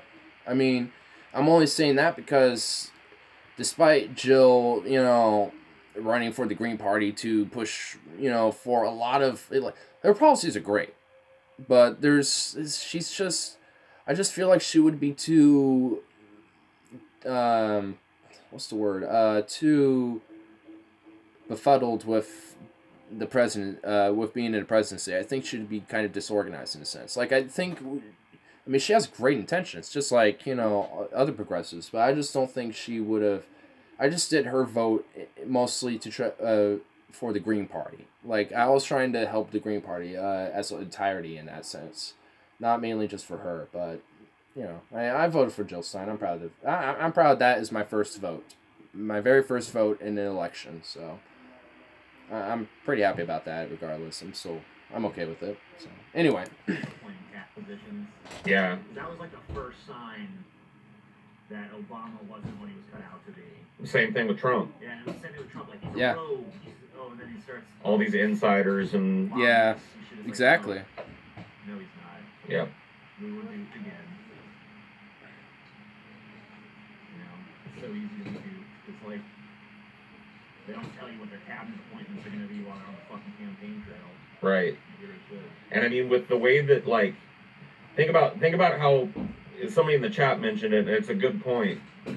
Think about how much pressure would have been on Bernie to reach across the aisle and give Hillary a high-ranking cabinet position. Whoop, something's going on back there. I think I'll mention that in a different stream about some situation, but anyway. But I do agree with that. Like, I feel like the corporate Democrats would have been very aggressive with, hey, you got to put Hillary in, one of your positions, at least make her feel good or something like that, to keep her in the loop. And, I think that would have been very problematic if you did. Very problematic. And, oh, I see somebody put in here, we need an American Corbyn in the live chat. And I kind of agree. I mean, Corbyn's great. But, yeah, I mean, like, I totally understand where his reasoning comes from. 100%. It's just that I think some of the points he's just making, I just don't agree with, just because I think there's evidence otherwise to prove it. Though I think a lot of it is, I think like a lot of your reasonings are justified because, I mean, I would say for different reasons than what you Paul here has been saying. So anyway, I'll let him keep going. Let her be Secretary of State again. You know what I mean? Heal the party. And with all the warmongering and bullshit she did in her fucking run, again, you know what I mean? I just kind of thought about it. I've always said a Tulsi Bernie ticket would be amazing, but I'm thinking if, like, let's say Bernie ran again and won, for example, I think I would literally personally spam call Bernie during the general election and say, please have Tulsi Gabbard as your Secretary of State. She's a veteran, retired colonel now. Well, and and is staunchly anti-war. I mean, I think those are at least the three. I think when it comes to like foreign policy, I think there are some credentials where like someone in the military probably would be better in that position. Like he's first Secretary of State. I'm not saying that we should have like Mad Dog Mattis or some shit. No, I'm talking about someone like Tulsi, like who says I've been on these front lines. I've had men die on under my watch because of this war. Like and understand it. Like Tulsi, for example. So I just, when it comes to politics now, I debate this in my head a little bit, and I probably will talk about it in our stream. Maybe not tonight, but maybe next time. Like, should there be certain credentials for being in politics, like in office, like senator, Congress, like essentially the more down the ladder you go, the less credentials he would need. Like for state senate, like just. I think, how that goes with the state's fine. But when it comes to the federal government, like running for Congress, Senate, presidency, or being appointed certain positions, I think there needs to be certain credentials. And obviously you must have all the money to be able to raise for these credentials. I'm being sarcastic. What the fuck is going on there?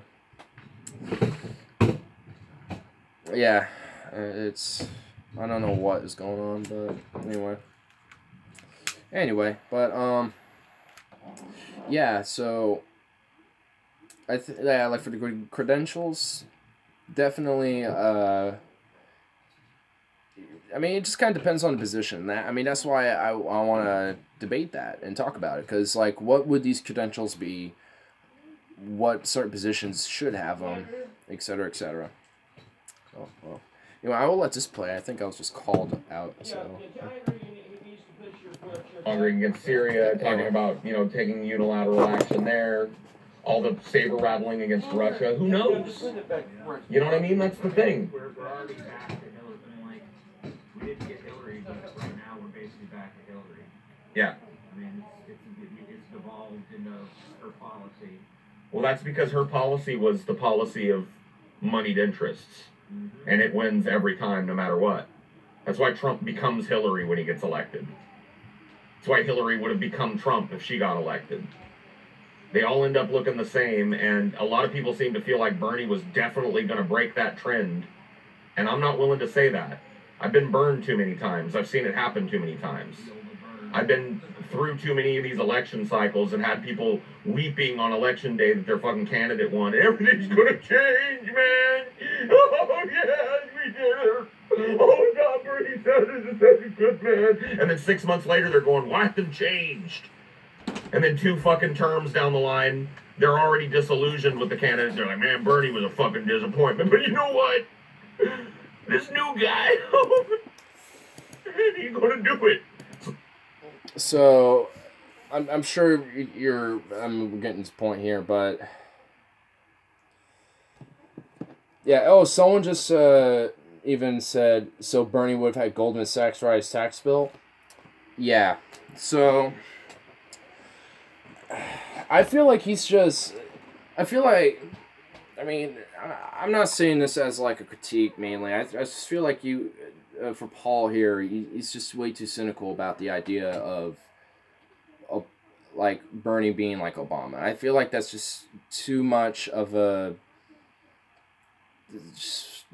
it's too much of a hyperbole on like the worst case scenario with Bernie. Like, I mean, I really don't know how that would work, but I mean, Paul, I just feel like you just like. I just feel like you were just too. I feel like just certain people who are supporters of Bernie gotten to you because they keep trying to push this whole thing with Bernie, and you just can't really do that. I mean, you gotta talk about support and for your ideas and what you're principled about. And if Bernie happens to be the politician that best aligns with that, with you and how you use examples with, that's fine. But just say, oh, Bernie, you know, it's like, chill. Like, even I have to say, chill. Which is kind of the reason why I had to step back for a minute and say, okay, what is Bernie about? And that's part of the reason why I wrote a book. I did not write a book. What am I saying? I bought his book. To just read about, you know, a lot of his ideas. And also read up on research about some of his old, you know, current things going on and how he feels about certain things and stuff. Other things he never mentioned. Stuff like that. So, I mean, I get, like, where all of your, you know, resentments do come from. I just feel like you're taking it out on in a way that I would just personally think that is not, I wouldn't say not strong in a way, and it's not like a strong argument for, like, your reasonings. But I do understand it, like, you know, like, not trying to say that you're, like, being dumb or nothing, you know what I mean, but. Like, I'm sorry, I don't play that game anymore. Maybe Bernie would have been a fucking revelation of a president. Maybe he would have been a total fucking game changer. But I'm not going to sit here and speculate about it. Yeah, I mean, and I agree with that. I do agree with that. Like, I don't want to just, I'm done speculating about what he could have been or what he could be later. I'm speculating, like, what could happen in 2020 and 2018. I don't know what's going to happen. You know, I heard a lot of primaries have been set up and started, so I don't know how that's going to work. But, you know, yeah, like, my main thing is focus on the now and focus on the future. And the now is, you know, we need to try to push progressives all around this country and to run and to win primaries and to get elected to help change this country. And there's a lot of that going on. So, you know, that's why I don't think I really need to say too much what's going on in 2018. I think we're seeing a blue wave. And how big that wave is and how big of it is progressive-oriented, that I don't know. And I would just hope, you know. And I even had to step back and kind of think about my own local politics for a little bit. I mean, and think about, you know, who are my representatives? And I'm kind of realizing, despite Oregon's very progressive nature, at least Congress of our representatives aren't that good. Like, even Kurt Schrader openly calls himself a blue dog Democrat, and I don't like blue dog Democrats. Joe Manchin is a blue dog. Dianne Fein's bitch is a blue dog. Just, no. I don't support blue dog Democrats. I just can't. I don't want these moderate, centrist right Democrats controlling the party, and that is part of the problem, because they're the ones who are the most corruptible and the most easily to sell out. And I actually remember in senior year in government class in high school, he visited our high school and he talked about just, I forgot what he was talking about, to be honest. I was like mostly tuned in, just listening to just what everyone was saying. And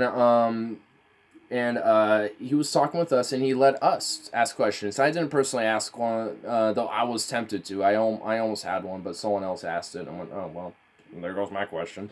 And then, but it was really, I think that part of that also got me into politics, because I was able to meet one of my representatives, and I was his constituent, and he was talking with us. So, I mean,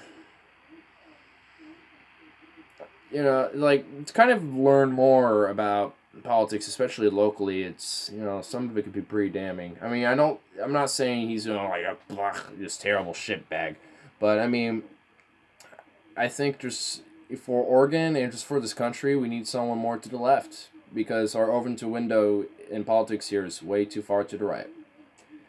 And I think that's just the main problem, is politics. So, I mean, I think we don't really need to get too much into this. I mean, I think we got the basic gist of what he was talking about there, but yeah.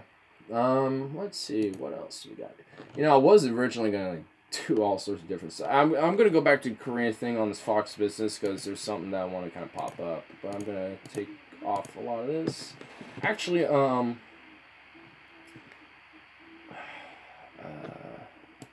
great. Now I'm debating here. Here, I'm actually gonna, I pulled up Kyle Kalinske because I was gonna watch maybe a couple of his videos here. Well, before I do that, at least, I'm just gonna go back over here. Let me get rid of that tab there. And go to this right here. Just kind of go back on the Korea thing just for one last time. We have got a lot of breaking news to get to this morning. We start with what's happening right now in Korea. It is a historic meeting. Kim Jong-un has become the first North Korean leader to visit the South since the... Yeah, we already get it. It's Greg. It's mainly just this dude.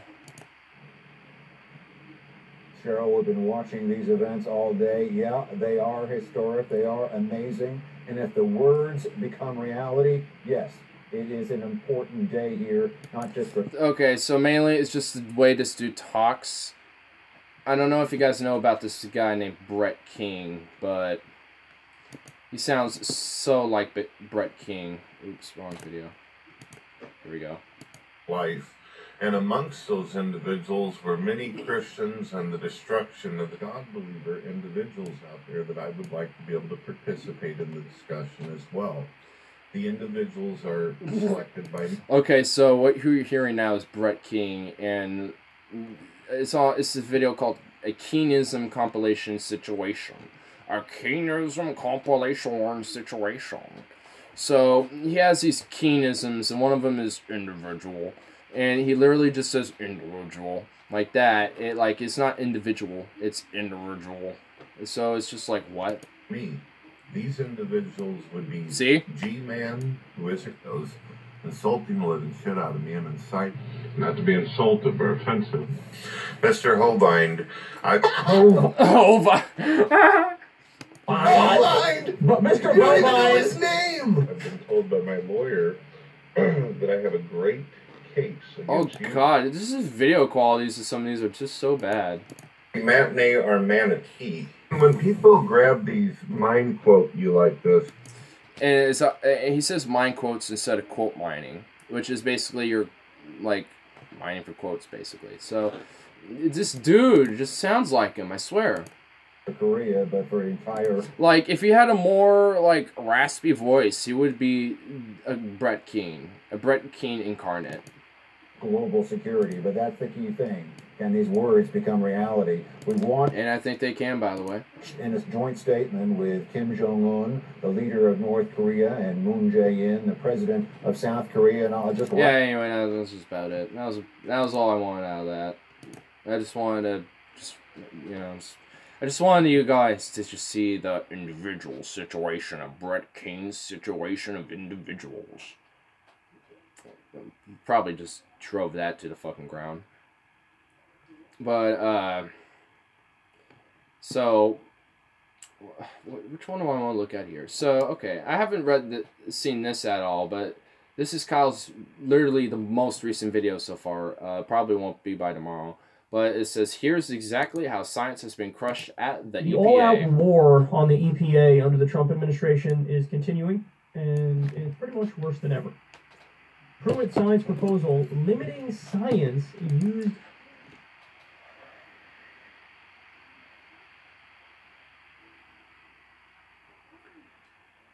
How do you limit science in the EPA? How?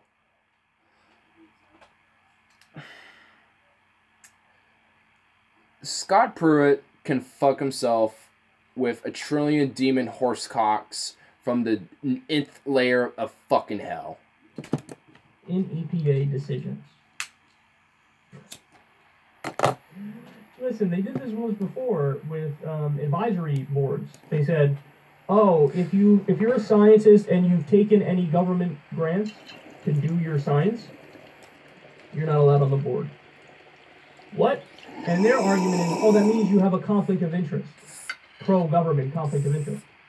And then what does he do? Pack the advisory boards with industry-friendly people. So a conflict of interest in favor of industry, in his mind, is not a conflict of interest. But a science...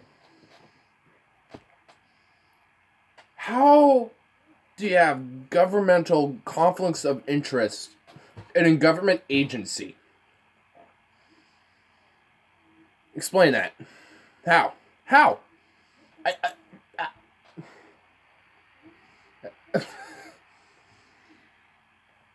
Our Trump administration is a fucking joke. Play. Scientist who gets a small amount of money from the government to do their research, that is a conflict of interest. I mean, this is unbelievable stuff. Could you imagine packing a board on smoking, for example, and saying, oh, the people who are funded by the tobacco industry, they don't have a conflict of interest. It's the government scientists who, with taxpayer money, did studies on the effects of smoking. They're the ones with the conflict of interest. I mean, this guy... Sorry, I'm allergic to scientists who research tobacco. I don't know if he really believes this stuff or if he's solely a tool of the industry and he's full of shit, but either way, it's like stunningly stupid. Yeah, it really is, isn't it? Yeah. Oh, we just have a bunch of lovely, intelligent, philosophical, principled people in our current administration. It's just fucking great, you know. Make America great again, am I right?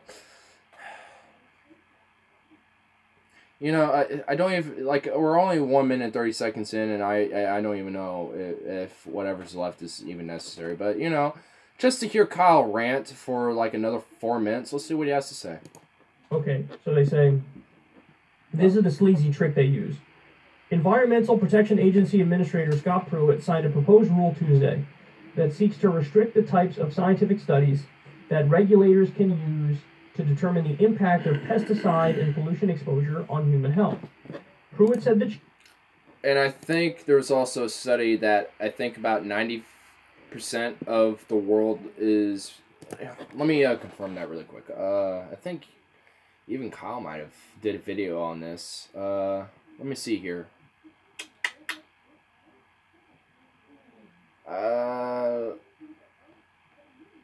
Yeah, I'm not seeing it specifically. Unless I'm wrong here. Yeah, I'm not seeing it right off the bat. Let me just look it up. Let me look it up here. I'll look it up while he keeps reading on here. Change long sought by chemical manufacturers and fossil fuel companies would increase transparency in the agency's decision-making by requiring all underlying data used in scientific studies to be made publicly available. The era of secret science at the EPA... Okay, so I'm going to pause that for a sec. So I'm seeing two right off the bat that says... One says 92% of people breathe polluted air by Verit. And then there's another one that says there's an 80% chance they're breathing polluted air by MoneyInc.com. And then there's another... Okay, here's two more. 9 out of 10 people, so 90% basically, people breathe polluted air by worldhealth.net. Another one says more than 95% of the world's population breathe dangerous air, and that's by The Guardian. Continues on to say, major study finds, okay. So there's a lot of... Oh, and also the Mike.com says... it turns out 92% of people on Earth breathe polluted air, HWO finds. So, yeah, literally 90% of the world breathes polluted air, and I guarantee you I'm one of them. I don't live in a metropolitan area, but I go to school in Portland, in downtown, and I can guarantee you that air is polluted as fuck. And imagine Beijing, imagine India. Imagine all these other places that have it worse. Imagine Flint. Imagine these, people who have to go to these coal mines, in West Virginia and shit. Imagine that. They have it way worse than I do. I'm lucky to live in Oregon where a forest, a national park, is just a 30-minute drive from me, and I can just be in nature's lush. And I can even say that there's a difference. When I go out there, it feels far more pure to be there, you know, and be out in the woods in a more cleaner environment, in a more healthier environment. I mean, you know, a lot of people have access to, you know, these places where they can just kind of go out and be in the woods and stuff. But I mean, to be in a place where, like, that's a priority and it's protected, and Mount Hood National Park is what it's called, is fat. It's like all around Mount Hood basically. So, you know, it's a protected area, and it sucks that not only 92% of people breathe polluted air, but this disgusting fuck Pruitt, you can't even, you know, say that there should be just, what can I say? You know, what can I say? Is coming to an end, Pruitt said. The ability to test, authenticate, and reproduce scientific findings is vital for the integrity of the rulemaking process. American... Where is this? The ability to test authentic. Okay, so, if you believe that, then why are you... It is a sleazy trick. Kyle did say that. That's a sleazy trick. The science underpinning EPA decisions that may impact their lives. Facing a swarm of ethical questions about his use of taxpayer money for personal perks, Pruitt signed the proposed order. Oh, we don't need to get into that. That's another story. In an event live streamed on the agency's website, but not open to the press. Critics that include former EPA administrators and scientists said the policy shift is designed to restrict the agency from citing peer-reviewed public health studies that use patient medical records that must be kept confidential under patient privacy laws. Wow. That's wow, man. Such studies include the Harvard School of Public Health's landmark 6 Cities study of 1993, which established links between the death rates and dirty air in major U.S. cities. And I can guarantee you that... I lost my train of thought. Fuck me. But, yeah, like... How the fuck can you just be saying that shit and then say, oh, governmental scientists agencies that research this, conflict of interest, but, you know, we should, yeah, make sure that, you know, there's, you know, confidential privacy laws that need to be protected and stuff, but, you know, conflicts of interest and stuff. Yeah, it's just fuck you. Seriously, fuck you, Pruitt. You're just a sleazy piece of shit. Okay, so, critics that include former EPA administrators and scientists said that the policy shift is designed to restrict the agency from citing peer-reviewed public health studies that use patient medical records that must be kept confidential under patient privacy law. Okay, you can keep patients private while, you know, saying, hey, this patient number 821 has health problems of, due to air pollution, and here is 20 other, or 500,000 patients in this city of, you know, a couple million or whatever that have the same problem. And you don't have to say their names. You don't have to do anything. You just have to say that this is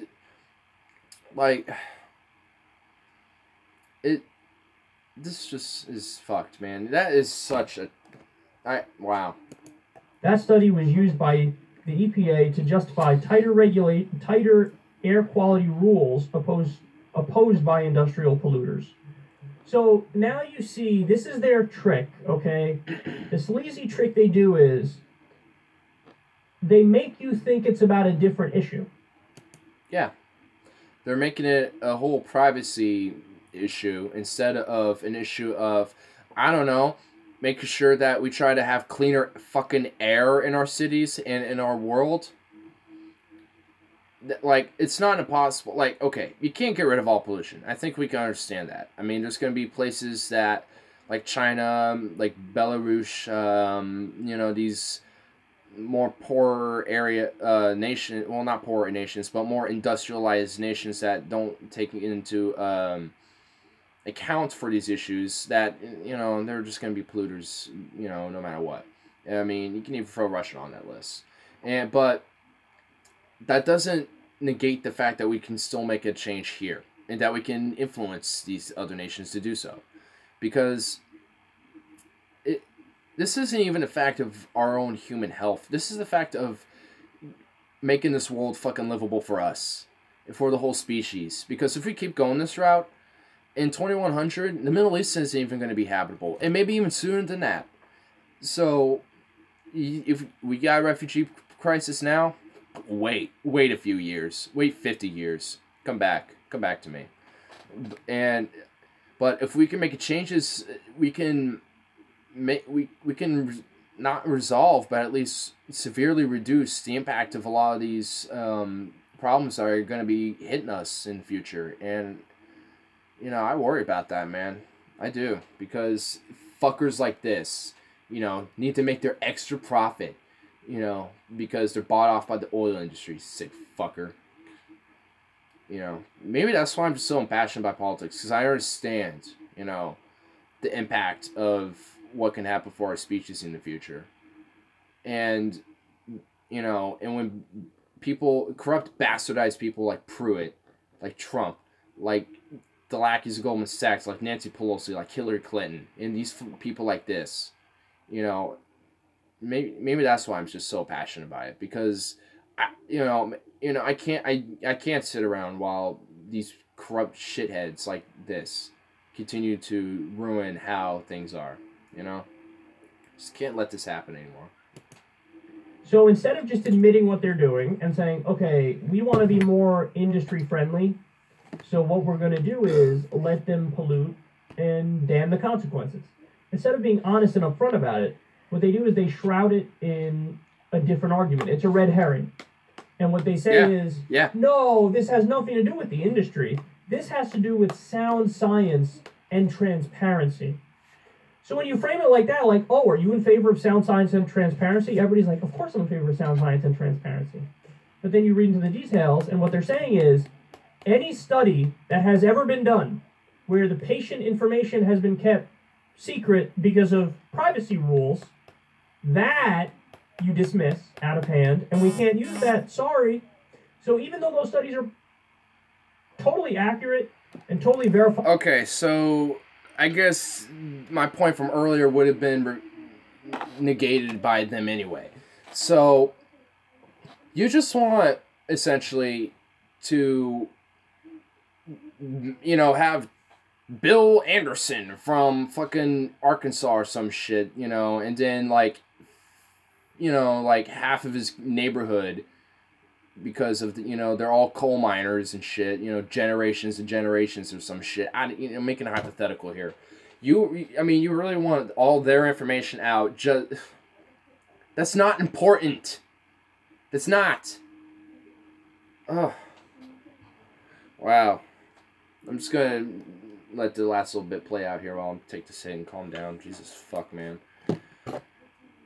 When it comes to the environment, education, and war, I am passionate, man. I am. I don't give a fuck. Reliable and repeatable. It's a way to dismiss the science, and then what do they fill in that blank with? They fill in the blank with industry-funded science, which, of course, isn't actually science. See, the industry has enough money to do these studies and do them whatever way they fucking want.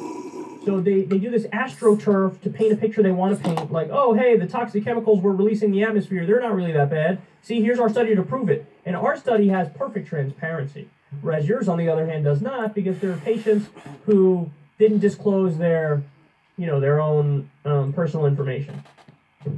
See, it's always a trick. They never can just say up front what they're really doing. Hey, we want to bias this in favor of the industry because we don't, we're pro-industry and we take money from the industry, so let them pollute. We don't give a fuck. They can't do it like that because they know you wouldn't accept it. They know. Damn fucking right. Oh, you wouldn't accept it. So what they have to do is make it seem like it's about something else. Oh, no, it's about transparency and sound science. That's all it's about. So these guys are liars, man. That's what Scott Pruitt is. He's a fucking liar. And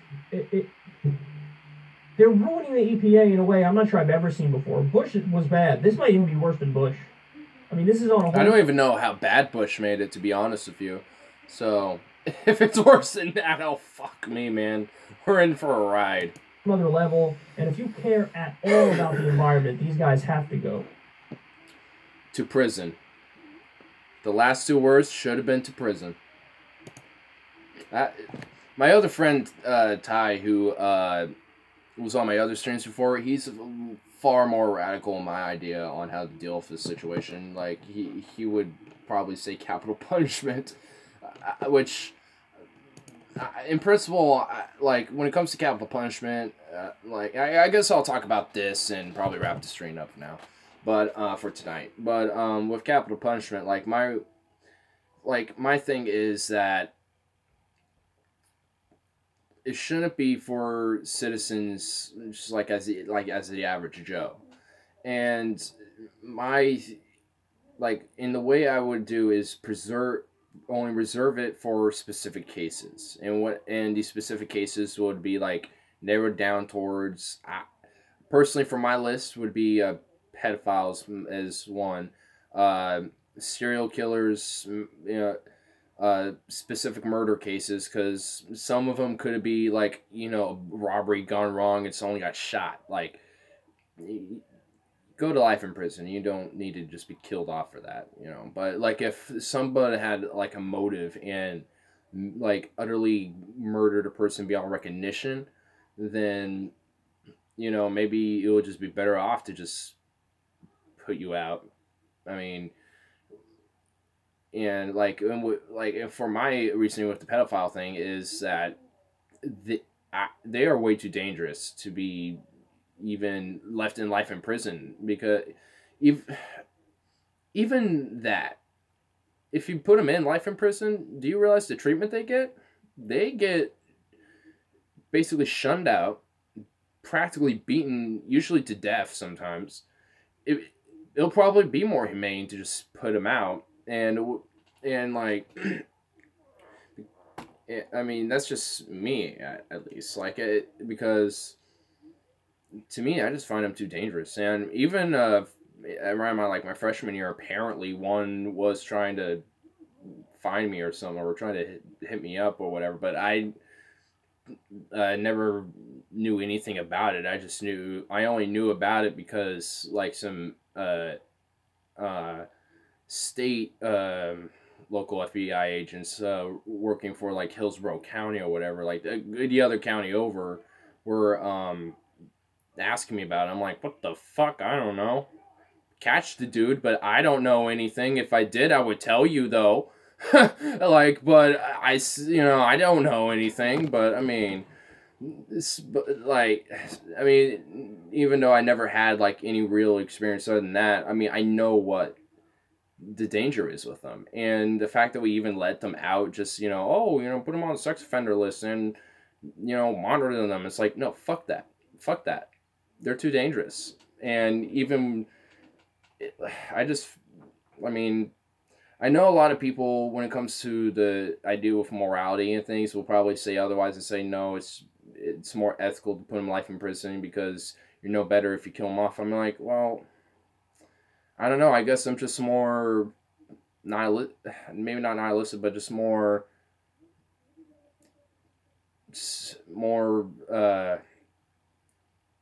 unemotional about it, I guess. Like, I mean, even like, and go on with my list would be like terrorists, obviously. Like, if someone committed a terrorist attack or like a mass shooting or something like that, especially with all what's been going on recently, they're too far gone. They went to the point of doing a terrorist act or a mass shooting. They're too far gone. So for me, I would also put them out, essentially. So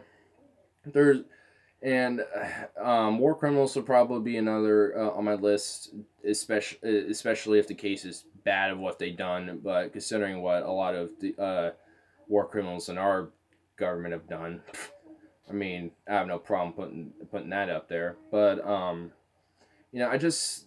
there will be like a certain list of people who, or at least a certain list of types of people who would only have that, and it will be reserved and only brought up and approved if 100% of the jury and the court agree to it.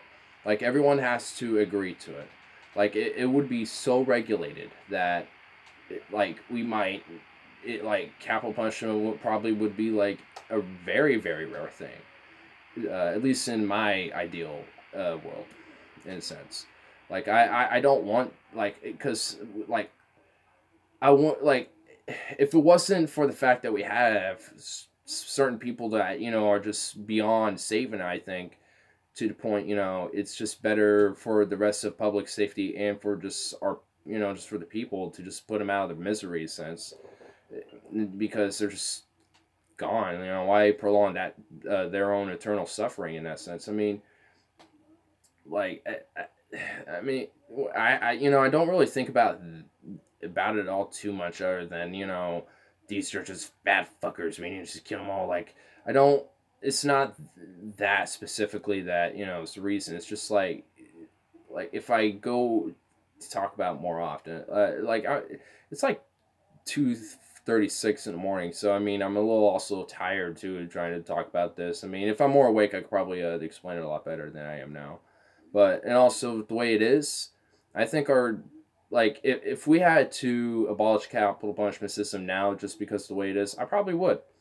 Because most states use lethal injection, and that is just the most fucked up way to kill someone. It really is. So, for me, it would have to be either via gunshot execution, not firing squad, gunshot execution, which will be either one person who's the executioner with a gun with either 1 or 2 bullets, no more than that, and then the death row inmate, and then go in a soundproof room, and there you go. Or you don't even need a person, even that necessarily. You can have a mechanical trigger mechanism or something take care of it, or you produce the pill that would be given normally to terminally ill patients, given to them before they die, and states have the right to die law, which Oregon is one of them. So I'm familiar with it, and give that to them. They'll go to sleep, and it's like an eternal sleep forever for them. After that, that's probably the most humane way to do it, and I think I'll call that the first option for, you know, what we would do in, you know, like, capital punishment scenario, and also, you know, why we reserve it so much is because 4% of them right now are proven to be innocent, even though they're still unjustly in death row. So that cannot allow it to be happening. So, which is why I would be so strict with it. Like, so essentially, like, in principle, I'm against it because of how it is. Though I wouldn't outright abolish it. I will have it as like a last, you know, like, reserved for, like, the lowest of the low, like, low type of people, and then just from there on, you know, wouldn't have to use it. So that's just my little thing on death, just a quick little thing on death penalty on that. But this stream's been going on for about 2 hours now, so I think I'll just take one more fat little hit for the stream here. I don't know. No one was visiting because I'm doing this late at night. Don't give a fuck, but whatever. So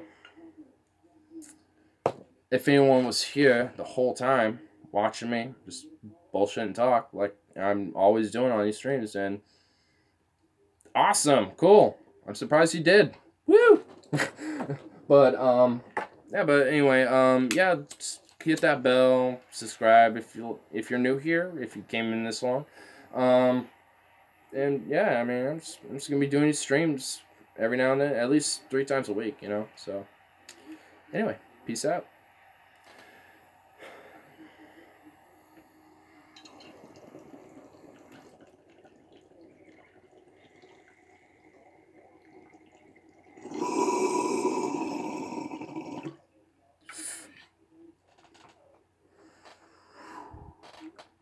Gonna give you the finger to death now.